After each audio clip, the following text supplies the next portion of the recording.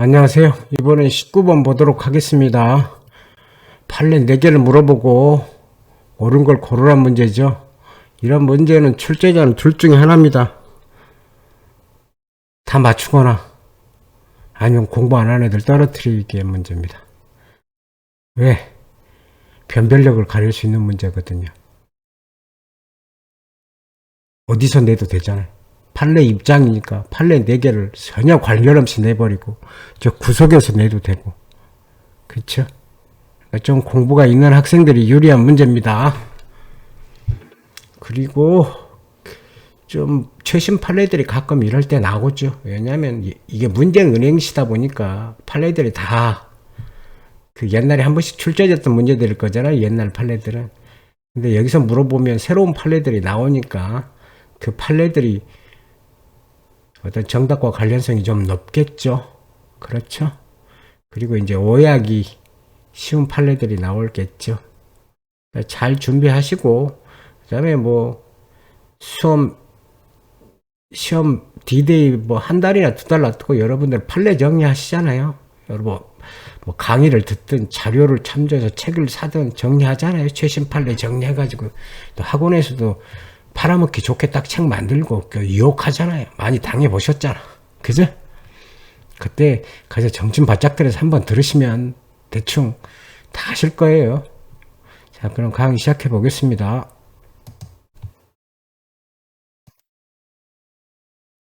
문제는 다 아실 거고, 그럼 바로바로 하겠습니다.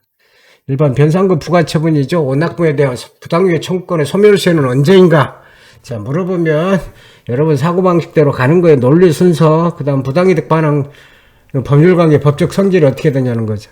공법이냐 사법이냐 뭐 이런 거죠. 사건설 공건설 다 똑같은 거고, 대표적으로 우리는 학계에서 뭐라 그래요? 교수님들은 공법관계라 그러죠. 그래서 뭐라 그래요? 당사자 소송, 실질적 당사자 소송이라 그러죠. 밥그릇 싸움이라 그랬잖아요. 관할은 밥그릇 싸움. 그죠? 근데 판례는 뭘로 봐요? 사건으로 본단 말이에요. 그럼 소멸시효 기산점은 어딜 거냐 이거죠? 그럼 민법 뒤져야지. 민법 소멸시효 어디 있어요? 106조 1에 일단 권리를 행사할 수 있는데, 그럼 부당이득 반환 청구권을 돌려달라는 거죠? 언제 발생하겠어요? 돈을 납부한 때부터겠죠. 잘못한 납부한 때부터. 그죠? 아니면 징수당한 때. 그래서 이런 거예요. 그러니까 전부 부가시부터가 아니죠. 자기가 돈을 낸 날이죠. 낸 날. 잘못 낸 날. 원납금이니까. 그죠? 그 다음에 국유재산법 보시면 이렇게 돼 있어요. 과오납구 반환 가산금이니까 반환할 때 돈을 더 주란 얘기죠. 그러니까 여기가 똑같은 거죠. 소멸시효 기산점하고 똑같은 거죠. 과오납된 날이겠죠. 법률적 표현은 날이겠죠. 과오납된 날. 근데 판례에 얘기하면 판례는 뭐라고 있어요? 납부 또는 징수시라고 돼 있잖아요. 그치? 그래서 제가 이렇게 써놓은 거예요. 이해되셨죠? 순서, 법적 성질, 공권 사건설, 그런 법률관계 적용 법규, 민법, 소멸시효 기산점에 관한 문제, 그쵸? 이제 이렇게 내는 거죠. 근데 여러분들이 생각하기는 아이씨, 민법까지 공부해야 돼? 뭐 이런 거죠. 그러니까 판례를 외우란 얘기죠. 그래서 어렵다 그랬잖아요. 짜증나고. 판례 외우는 게 제일 짜증나요. 법조문을 여러분 되게 특이한 게 그죠. 수험할 때 제일 어렵고 짜증나는 게 뭐예요? 법조문에 여기서 거기서 물어보는 거죠. 답이 없어. 왜냐면 그 다에 오해한다는 게 머리 아프지. 그죠? 2번 보시죠. 행정세상들은 처음으로 존버에 관한 사항 상고심에서 비로소 주장된 경우에 행정처음으로 존버에 관한 사항을 상고심의 심판 범위에 해당한다. 키워드의 시작점은 어떻게 돼요? 상고심의 심판 범위죠. 그럼 그 앞서 뭐가 있어? 상고심의 성질이 있단 말이에요. 성질. 그럼 상고심 성질이 뭐예요? 사후심이라는 거예요. 사후심. 1심, 2심을 거친단 말이에요. 그러니까 생각해보세요. 1심과 2심에서 다투지 아닌 사항을 상고심에서 다투면 여러분들 짜증나, 판사가 짜증나겠어, 안 나겠어? 짜증나지. 그럼 1심, 2심을 무력화시키는 거잖아요. 그래서 어떻게 됐냐. 지금 이거 조심하세요. 형사소송 판례예요. 근데 제가 여러분들이 상고심이 사후심이라는 성질을 나타내는 좋은 구절이 지문이 있어서 문장이 있어서 제가 가져온 거예요. 보세요. 상고심은 항소심까지 소유 기준으로 그 당부를 판단해야 하고 보세요. 요거 직권 조사 사항과 제하고는 새로운 증거가 없을 뿐더러 항소심 판결에 나타난 사실이나 증거의 경우 비록 상고 의견이 첨부되었다더라도 사용할 수 이해되세요? 이게 사후심의 성격이란 말이에요. 그러니까 이제 이해되시잖아. 비로소 주장했다잖아. 비로소. 근데 여기 예외 사유 있죠. 직권 조사 사항은 예외로 한다. 그죠? 상고심이 직권 조사 사항은 심판 범위에 포함시켜서 심판할 수 있다. 그럼 이거 어떻게 돼요? 행정성질 행정정부의 사안이 어떻게 돼? 직권조사 사항이냐 이거지. 직권조사 사항이죠. 그쵸? 여기 나와 있잖아.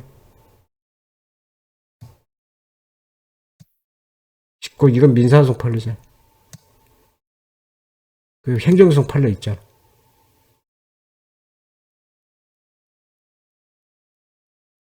이제 이해되시죠? 이 소리를 알아야 이해가 되는 거 쉽잖아. 이렇게 보면. 상고심의보다 법률심, 사후심 법률심이죠. 그럼 원칙적으로, 원칙 어떻게 돼요? 상고심에서, 즉, 항소심에서 주장하지 않는 사유는 상고심에서 주장하지 못한다. 단, 직권조사사항이나 법률에 규정이 있는 경우는 예외를 한다. 그러면 행정소송의 쟁성 대상이 되는 처분은 전부, 이게 직권조사사항이다. 꼭 그런 심판범위에 포함된다. 딱 끝. 자, 그러면 이게 대상적격에 관한 문제죠. 소송 요건 중 대상적격. 그럼 대상적격에 먼저 머릿속에 뭐가 있어요? 다툼이 대상이 되는 행정청의 행위의 전부. 그 다음에 그 행위가 처분성이 있는지 두 가지예요. 그것도 구체적으로 하면 두 가지가 있어요. 행정청 행위의 전부. 그 다음에 그 행위가 처분성이 있는지. 두 가지로 기억해야 돼요. 근데 특별한 사유가 없으면 그 처분은 존재하겠죠. 그래서 처분성만 다투겠지. 이해돼요? 3번 어떤 처분의 근거가 법적 효과가 행정규칙으로 되어 있다면 그 처분이 내부적 구속력에서 상대방의 권리 의무에 직접 영향을 미치는 행위라도 항고소송에 대한 행정처분이라 볼 수 없다. 아주 많이 보는 판례죠, 여러분들. 엄청 많이 보잖아요. 함안군 조례 사건. 그죠? 근데 이걸 일반적으로 어떻게 설명하냐? 처분성의 판단 기준이죠. 보세요. 행정청이 어떤 행위를 행정처분으로 볼 것인가. 두 번째 사안이요. 첫 번째는 뭐였어요? 전부 판단. 행정청 어떤 행위가 존재하는지 여부. 그러면 행정청이 어떤 행위가 행정처분에 해당하는지 여부. 그거죠. 그럼 처분성의 판단 기준이죠. 처분성의 판단 기준은 행정청 행위와 당의 행위와 처분 상대방과의 관계예요. 그럼 여기는 무슨 문제예요? 법적 근거가 행정규칙이라는 거죠. 근데 이건 행위의 적법성의 문제, 즉 본안 판단의 문제란 말이에요. 처분성의 문제는 무슨 문제예요? 소송 요건에 관한 문제죠. 대상적격에 관한 문제, 직권 조사사 쭉쭉 그죠? 그리고 동일한 유사한 판례가 4개인가 있어요. 행위. 함안군 조례사 불문 의결 통고. 그 다음에 노선 우선 배분권 처분. 그 다음에 감면 불인정 통지. 그죠? 그 다음에 검사에 대한 경고 조치.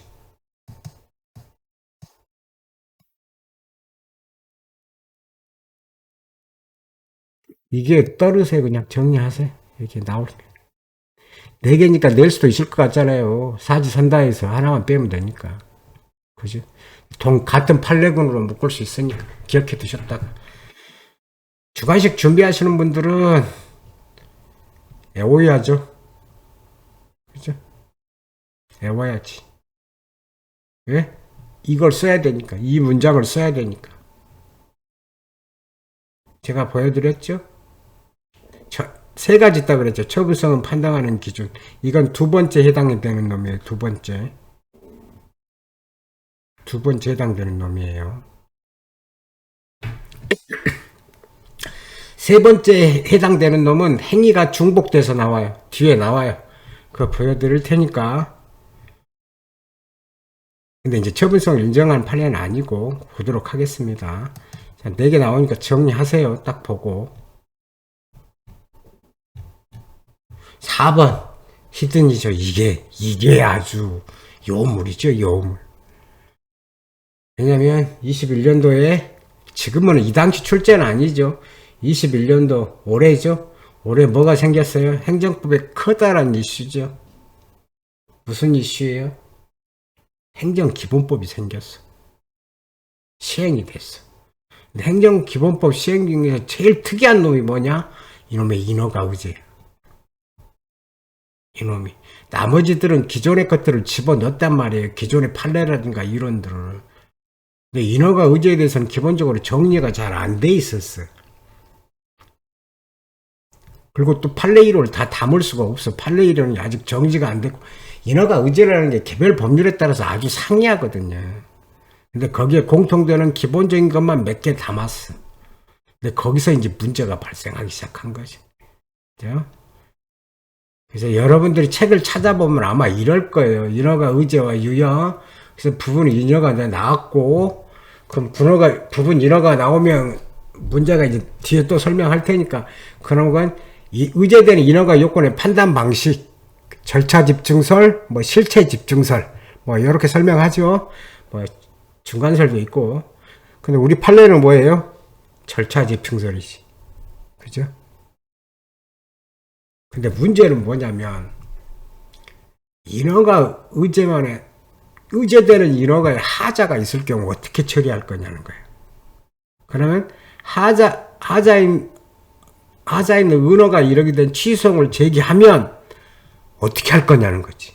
그러니까 의제된 인허가의 독립쟁성의 가능성, 처분성이 있느냐. 실제하냐 안 하냐 이 논리가 나와요. 그 다음에 은혜는 독립취소 가능하냐 문제.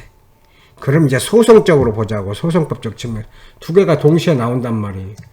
인허가 의제되는 거 하자 있을 때 독립쟁성 가능하냐. 의제인 인허가 처분성이 있느냐. 판단 방식, 절차 중까지 죄송합니다. 의제된 인허가 실제하냐? 그러면 일괄 인허가자. 아니면 부분 인허가에 따라 달라. 판례가. 그 다음 피고적격. 그걸 누구로 할 거냐? 왜냐면 의제된 인허가만을 대상으로 하니까 피고를 누구로 할 거냐? 주된 인허가 행정청으로 해야 되냐? 의제된 인허가 행정청으로 해야 되냐? 물론 행정청이 동일하면 문제는 없는 거고, 그죠? 아직 이 문제에 대해서는 교수님들은 견해가 갈려. 아직 판례는 없는 것 같고, 이에 관한 구체적인 판례는. 의제된 인허가 행정청으로 해야 된다는 견해도 있고, 주된 인허가 행정청으로 해야 되는 견해도 있고. 자, 그 다음에 의제된 인허가에 대한만 취소 가능하냐? 이 느낌을 보시고 여러분은 아셔야 돼요. 여러분들이 행정법 공부가 딱 됐으면 독립쟁송의 가능성, 독립취소의 가능성 어디서 보셨어? 부관에서 보셨잖아. 부관에서. 부관의 논리하고 똑같아. 부관의 논리하고. 자, 독립쟁송의 가능성이 있으면, 자, 보세요. 우리는 처분성이라고 보지. 우리 대법원 판례의 시작을. 어떤 분은 뭐라고 봐? 분리 가능성으로, 독립쟁송의 가능성, 분리 가능성으로 보시는 분도 계시잖아. 그치? 근데 이거 뭐가 돼? 허가는 뭐 해야 돼? 우리는 의제된 허가든 뭐든, 인허가 의제제도 우리는 뭘 갖고 있어? 실체가 집중되지 않는다는 거니까, 의제되는 인허가 요건도 개별법으로 심사를 해야 돼. 그 심사의 주체가 주된 행정청인지, 아니면 관련 행정청인지, 의제되는 허가의 행정청인지, 그치?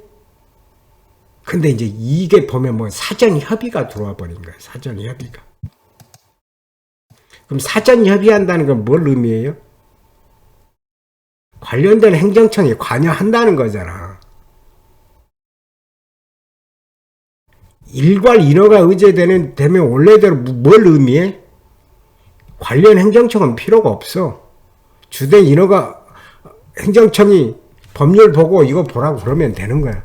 근데 편의상 사전 협의를 하지. 그렇게 생각했단 말이야. 일괄 인허가 의제에서는. 근데 부분 인허가 의제에서는 그걸 안 한단 말이야. 이 사전 협의에 무게감을 둔다고, 무게감을. 그러니까 뭐가 개별료가 나타나. 인허가의 개별료와 비슷한 느낌이 나타나 버린다고. 그러니까 어떻게 돼? 개별료는 모든 요건을 다 갖춰줘야 된다는 요건이잖아. 허가 요건의 개별료는 뭐야? 모든 허가 요건을 다 갖춰줘야 된다는 얘기잖아. 그죠? 그러니까 불가능하지. 또 그러니까 뭐예요? 부분 인허가제란 말을 쓰잖아. 인허가 전체를 법률에 써있는 1부터 25호까지 전부를 허가받아야 주된 허가를 내주는 게 아니라 1부터 5만 받아도 허가를 내준다는 거지. 사전 협의가 이루어지면. 그럼 주된 허가하고 1부터 5까지 나가고 6부터 24, 5까지는 나중에 해도 된다는 거지. 이게 선승인 후 협의제잖아. 이런 케이스들이 나오기 시작했단 말이에요. 이제 문제가 생긴 거지, 소송적으로. 그러면 갑에 신청을 했어. 주된 인허가 나왔어. 협의했어. 관리는 이제 갑한테 왔다. 근데 의제된 인허가의 하자가 있으면 어떻게 할 거냐, 이런 거란 말이야. 그럼 소송상 다툴 수 있냐? 독립쟁송, 독립취소. 근데 문제는 의제된 인허가 하자만으로 주된 인허가 하자가 돼서 주된 인허가를 취소할 수 있느냐? 이 문제도 생겨. 부관 논리하고 똑같잖아, 지금. 부관 논리하고. 해결 방식도 똑같고. 그걸 기억하고 있으면 쉽지. 자, 보세요. 통상적인 허가와 동일한 효력을 갖는 것이 아니므로 인허가 의제된 경우 쟁송 허용되지 아니한다. 그럼 그렇게 할 거야? 권리부재가 안 되게? 해줘야 될 거 아니야. 그러니까 되는 거야. 이거 눈치로 때려 맞출 수도 있어. 근데 이론적으로는 아주 많은 걸 들모가 있지. 자, 이제 그러면 이 사전 협의에 굉장한 무게감을 두는 거죠? 근데 이 사전 협의는 안 다퉈. 그럼 이 사전 협의가 문제가 있다고 말할 수도 있잖아. 근데 관련 인허가 의제 나오는데 이걸 여기서 분류해서 다투는 거예요. 이 사전 협의는 안 다투. 그 대표적인 케이스 하나 보여줄게요. 이게 건축 허가를 해주려면 소방서장의 동의를 받아야 돼. 근데 소방서장이 부동의했어.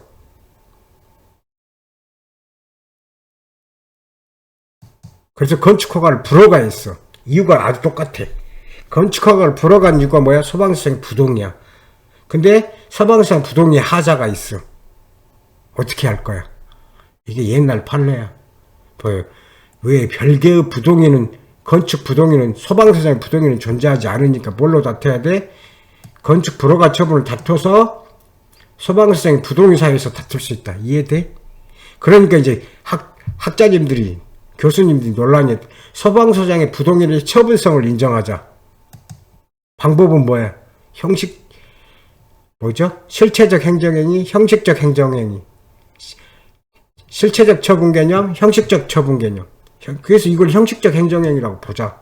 그래서 실체법적으로는 행정행위가 아닌데 소송법상으로 행정행위로 보자. 처분에 해당한다. 그래서 권리구제를 인정하자. 이런 이론이 있었다고. 똑같잖아, 지금. 이 내용이 일괄 인허가제에 똑같아.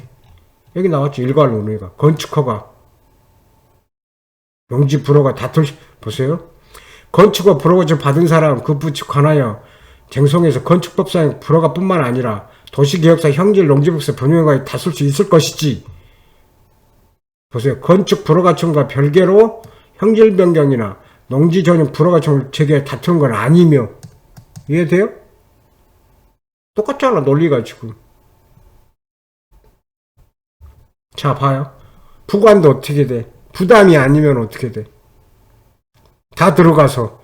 그 여러분들 책에 나오잖아. 진전일부, 부진전일부. 그치? 기간이나 조건들은 어떻게 다투? 기한, 조건들. 다 같이 들고 가서 기한의 하자를 이유로. 그죠? 기한만 취소하게 할 수 있는 거냐? 그치? 독립쟁, 그럼 부관 해자가 주된 행정행위에 어떤 영향을 미치느냐. 봐.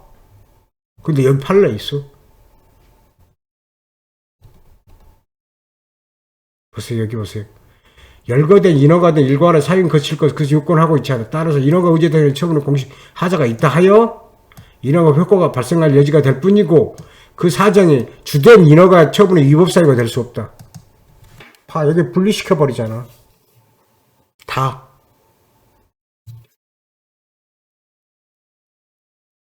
이 스토리가 뭐냐? 이 두 개가 붙어 있단 말이야. 이게. 요렇게 나간다고 생각하는 거지. 이게 부관인 케이스들. 그 다음에 사전협의인 케이스들이야. 이게 다 같은 모습으로 움직여. 근데 인허가 의제는 의제된 인허가라 했으니까 어떻게 돼? 사전협의보다 이쪽으로 온 거지. 이게 있느냐 없느냐 실제설이 굉장히 중요하지. 요 논리가 아주 중요하지.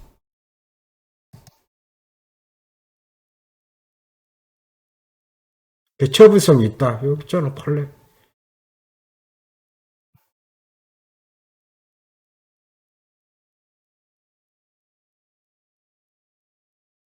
이게 이 판례거든. 보세요. 의제된 인허가 동일한 요구를 적어도 부분 인허가 의정된 경우에는 이 경우에는 어떻게 돼? 부분 인허가 의제에서만 계속 이렇다는 얘기야. 일괄 인허가가 아니라고. 일괄 인허가는 보여드렸잖아. 그 효력을 제거해서 법적 선언, 의제 인허가 취소한 처리 허용될 수 있고 보세요. 허용될 수 있다잖아.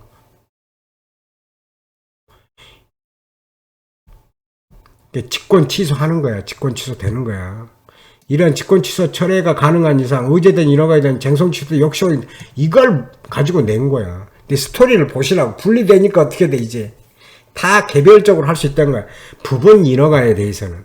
그럼 이게 일괄 인허가인지 부분 인허가인지는 어떻게 알아? 법률의 해석이야. 그러니까 어떤 책 보면 그렇게 돼 있거든. 부분 인허가는 개별 법률의 규정이 없어도 된다. 행정기본법으로 된다. 아니야. 내 개인적인 생각으로. 이건 내 개인적인 생각이야. 그냥 들어. 이건 봐. 법률에 봐. 부분 인허가인지 일괄 인허가인지는 개별 법률의 규정의 해석이야. 근데 법률에 근거가 없으면 어떻게 해석해야 돼? 그죠? 이게 되셨잖아. 물론 일괄 인허가 시스템이 이제 부분 허가로 다 이제 논리적으로 오면서 다 바뀌겠지. 그러려면 이제 법률의 규정도 다 바뀌겠죠. 진보를 하겠죠. 이해되세요? 그래서 이 4번이 히든이야, 히든. 이 판례. 근데 이걸 정확하게 이해하려면 부관에 대한 이해가 있어야 되고, 형식적 행정행위로 왜 나왔는지도 알아야 되고, 허가의 개별로도 알아야 돼. 그래야 이 판례를 정확하게 이해할 수 있어. 그래서 이거 복잡하게 써놓은 거야. 논점들을 다 보고. 물론 이걸 풀어서 써주면 좋겠지. 근데 안 해. 하기 싫어. 왜? 귀찮아. 그건 여러분들이 돈 주고 듣는 강사님들이 해줘야지 내가 할 일은 아니야. 또 내가 그거 하면 교수님 책 베끼게 된다니까. 이해되셨죠? 이게 부관의 독립쟁성, 독립실현 가능성도 스토리를 내어도 정리를 해. 그 다음에 이거 옛날 판례야. 그래서 형식적, 이걸 어떻게 할 거냐? 형식적 행정행위론 해가지고 다툴 수 있게 해주자. 이런 논의도 나올 수 있다는 거. 그죠? 그 얘기까지 이게 많은 행정청의 깊이 있는, 처분성에 대한 깊이 있는 얘기를 담고 있어요. 전형적인 문제는 아니지. 잘 정리하시기 바랍니다. 오늘 여기서 마치겠습니다. 수고하셨습니다.